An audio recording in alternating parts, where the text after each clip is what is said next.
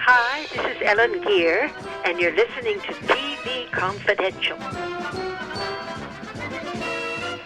Ed Robertson, along with our guest Barry Pearl, the award-winning actor, director, and producer known to musical lovers around the world as Doody in Paramount's iconic film version of Grease. The International City Theater production of I Love You, You're Perfect, Now Changed, directed by Barry Pearl, runs Wednesday, February 18th through Sunday, March 8th. Tickets and more information, call 562-436-4610 or go to internationalcitytheater.org. I understand, Barry, one of the differences when directing for the stage, besides the opportunity to rehearse every day, which you don't always get a chance to do when you work in film or work in television particularly. You get to rehearse every day when you work on a stage production, and I understand you get to work with the playwright more often than not as you're putting the cast together. How important is that to the production of a stage production in general?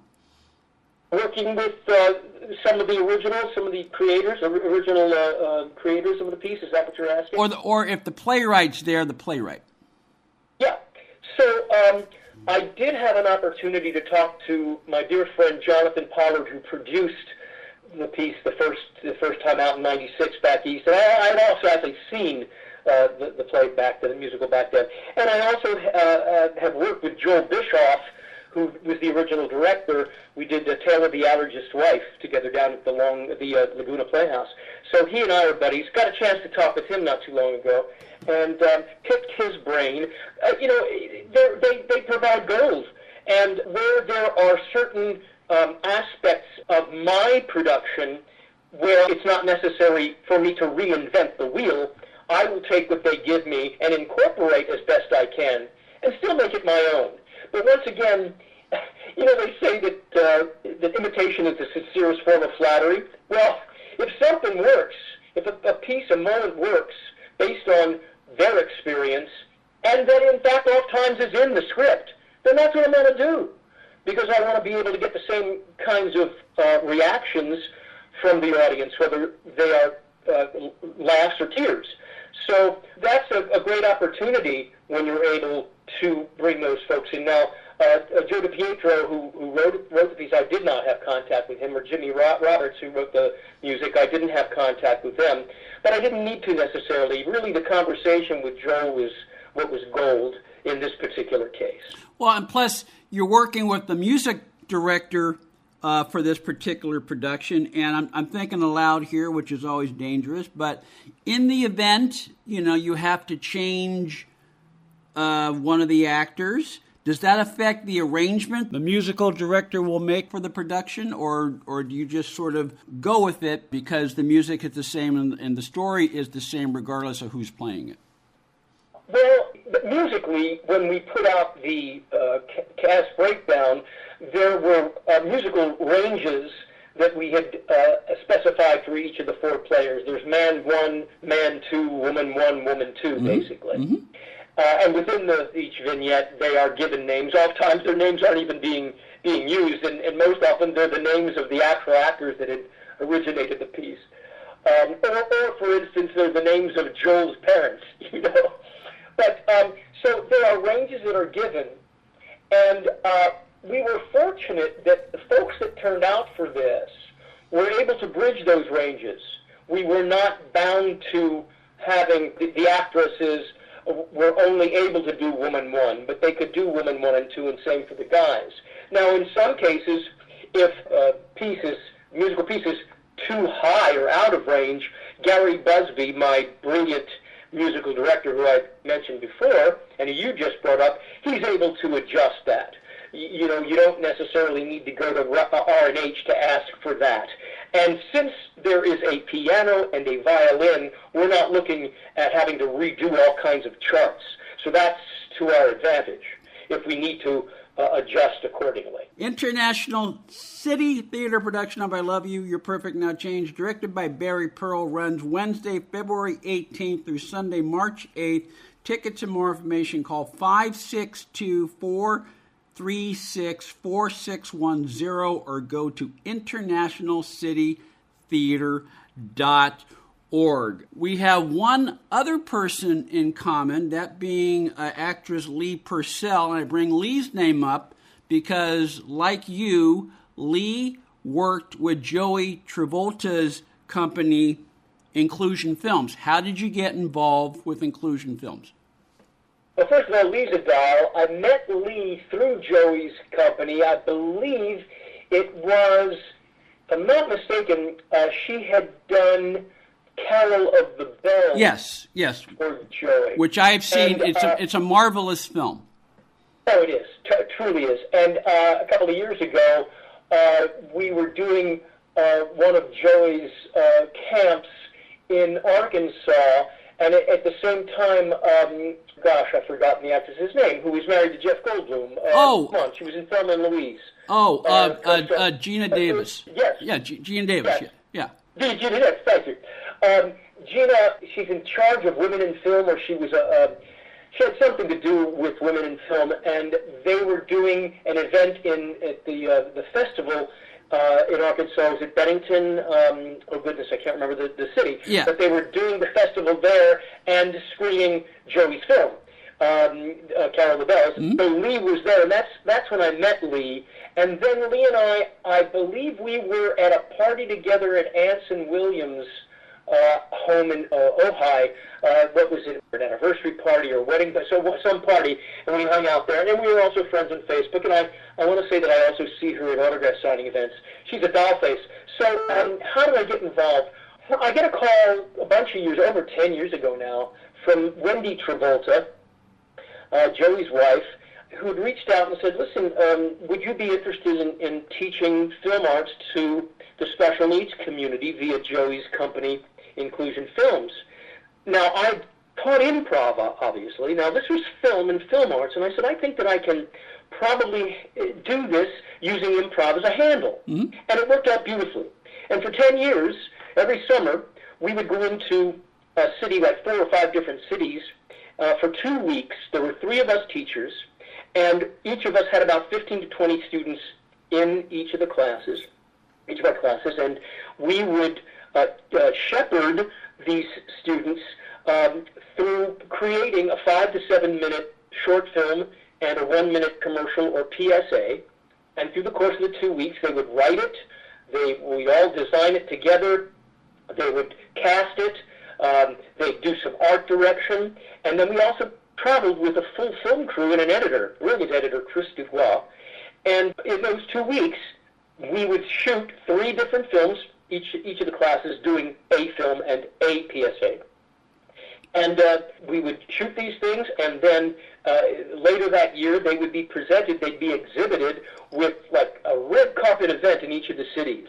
And not only were the films, did they just show the films, there was a wraparound that was always done, kind of, that would bring you into, they'd bring 2 students from each of the classes into, let's say, Joey, and they'd talk about the ins and outs and ups and downs of doing the film, and their particular film. And he'd ask them questions about those things. And so then they present these in these beautiful events with Klieg lights and limousines, and the kids getting dressed up in gowns and such. And again, we're working with people that are on the spectrum, deaf students, blind students, people with Asperger's, autism, I mean, all over the spectrum. Just an amazing company, amazing group of people. And Joey has about 5 brick-and-mortar schools like this year-round up and down the West Coast, and then we would do these film camps. He's backed off of doing film camps so much. I think he just does 2 of them a year, one in Lodi and one, I guess, still in Arkansas. So I got involved and worked with him all that time, and it was just a grand experience. If I remember correctly, going back to how we started our conversation, in one of the camps you did for Inclusion Films, you taught the students improv. Yes, that's right. My handle was improv, so we would play improv games to help, again, make them as fearless as they possibly could get. So we would do that, absolutely. And, what's beautiful about Joey's school is that many of them will go on to work in film professionally, getting paid for it. Not only the technical folks, but a bunch bunch of the kids who acted as well, and acting in big productions. I mean, like what's his name, R.J. Mitt. From Breaking Bad. He was actually at that film festival because he's in Carol of the Bells, actually. So folks like that, Joey was able to champion them and shepherd them along into, guiding them into a profession of being in the film industry, both acting folks and technical folks. The International City Theater production of I Love You, You're Perfect, Now Change, directed by Barry Pearl, runs Wednesday, February 18th through Sunday, March 2nd. Tickets and more information, 562-436-4610, or go to internationalcitytheater.org. Stay with us, folks. We'll be right back.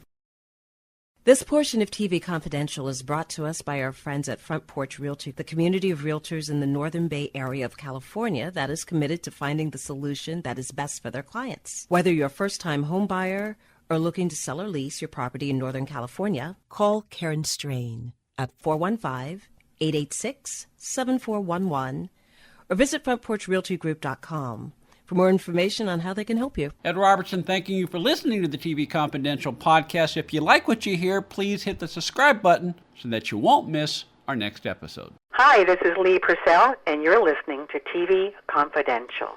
Listen, there's this cute waitress over at the Ship Ahoy Cafe, and none of us can ever get to first base with her. Why don't you try? Skolnick? You think Jackie would go for Skolnick?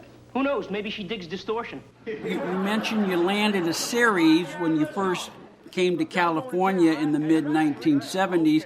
That series, by the way, was CPO Sharkey with Don Rickles. I have to ask you, what was your experience working with Rickles? That's part one of the question. And part two, I understand there's a connection kind of sort of between CPO Sharkey and how you ended up doing the movie version of Grease. Yes. So, once again, I didn't want to come out here on spec. I needed to have something to bring me out here. That's what I was going by. I wasn't going to do it any other way. Until I landed a pilot that brought me out here. And quite honestly, that pilot, Best Friends, that was produced by Alan Sachs, who along with Gabe Kaplan created Welcome Back, Kotter. This was kind of CBS's answer to Happy Days in that it was about a gang of kids, a good gang of kids.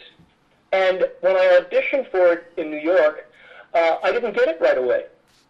And was very disappointed that I didn't. And a week after it came down that I didn't get it, I get a call to get on the next plane because they're firing the guy that they had hired. So I got on a plane, and I came out to California, and actually, in the middle of rehearsal at CBS, I gave myself an avulsion fracture of the left ankle by jumping off of a big old industrial spool that was on its side as a table and landed on a spray paint can. Ouch. Yeah, ouch is right. But I got through it, and we did the pilot. It did not sell, and that March, well, that was actually in March when I had come out to do that. But later that summer, I guess it was, it didn't sell, and Jerry Paris and I spoke on the phone, and he said, you're going to work out here, so why don't you come out, you can stay with me and my family in the Palisades until you get yourself situated out here. And at the same time, I'd also had a couple of casting directors who I had met who also encouraged me to come out, and I said, you know what, I'll do it. So I packed up lock, stock, and barrel, and left a good-paying off-Broadway job at the time. And I left and came out here and moved in with Jerry and his family in the Palisades. And within a week and a half, my first audition was for CPO Sharkey for a replacement, to replace Jeff Kramer. Now, Jeff, if you recall, he played the role of Pellegrini in the pilot episode of CPO Sharkey. He was the guy who played the deputy in Jaws, the one that throws up on the beach. Yes. So he would play Pellegrini, and I was cast to replace him and went through the whole series playing the role of Mignoni. Now, initially, again, I'm on top of the world, and moved out of Jerry's house, and Donnie Most at the time was living in the Valley. He found me an apartment here in I was on top of the world. However, through the course of that 13 weeks, I became a little despondent because they weren't writing for us anymore. and I was just not having a good time. And I was originally hired to kind of be the character was kind of like the Fonz. He was the Latin lover. Mm-hmm. Well, from the very start, they also hired a wonderful actor and became a dear friend, Richard Beauchamps, who his heritage is Puerto Rico. He's a Puerto Rican, and he spoke fluent Spanish, so he became that character. And now what are you going to do with me, the Italian guy? And I thought, well, I just felt like a third wheel. So when Don would go down the row and berate the Norwegian guy, that was my friend Peter Isaacson, the tall blonde hair drinking water, and the Polish guy who was actually Aaron Rubin's son, Tommy Rubin, or the black recruit. Oh gosh, what was his last name? Daniels. I want to say. Oh, that's terrible. I can't remember. You're doing a pretty good job so far. But anyhow, when it would come to the Italian guy, it was hard for him to berate me in any way. And I said, Don, we'll say something about my Italianness. And he said, hey, I got family. He was very close friends with Sinatra and the like, and I understand, you had to be careful. So I wasn't happy. Well, that March of 1977, we didn't know whether we were going to be picked up or not. Yeah. But I get a call on my birthday from my agent saying, just found out that the show's being picked up, but you're not. Well, I was devastated. So I ran down to Paramount, where the late Jerry Paris was directing Blansky's Beauties, just to cry on his shoulder. I was devastated. He said, look, Barry, you can never tell what will happen. He said, when I was doing The Untouchables years ago with Robert Stack, the original Untouchable series, they wrote me out, and I was devastated. But had that not happened, I wouldn't have gotten the role of Jerry the Dentist in the Dick Van Dyke Show, which led to my directing career. Sheldon Leonard gave him, and Carl Reiner gave him the chance to direct. And that led to his huge directing. He directed every episode of Happy Days and countless numbers of films and television shows. And I said, yeah, Jerry, but the light at the end of the tunnel at that point looks like a truck coming at you. Well, had that not happened, Ed, I would not have been able to do the film Grease. So that CPO Sharkey door closed, and a couple months later, the Grease door opened up, and here we sit talking with one another, and the rest, as they say, became history. Is there anything else about the International City Theater production of I Love You, You're Perfect, Now Change that you want our listeners to know about that I haven't already asked you, Barry? Well, I can say that the piece itself, for those who don't know, is about the state of relationships from birth to death, basically, from the beginning of time to what will be the end of time. And they are a series of 1920 vignettes with songs in most of the scenes, all but I think for two, that delve into how people connect, how they collide, all the bumps and grinds about relationships, and friendships as well. So it's again a kind of a tour through the dynamics of relationships. It's fascinating, it's funny, it's poignant, and I guarantee that you'll all have a wonderful time. Without fail, you will have a wonderful time. Please come out and support the theater in general, but support International City Theater. It's a terrific venue. I did lend me a tenor for them 2 years ago. It's a great place to work, and it's been around for a long time in beautiful Long Beach, right next to the aquarium, right behind the beautiful Terrace Theater. And you'll have a grand time, I promise.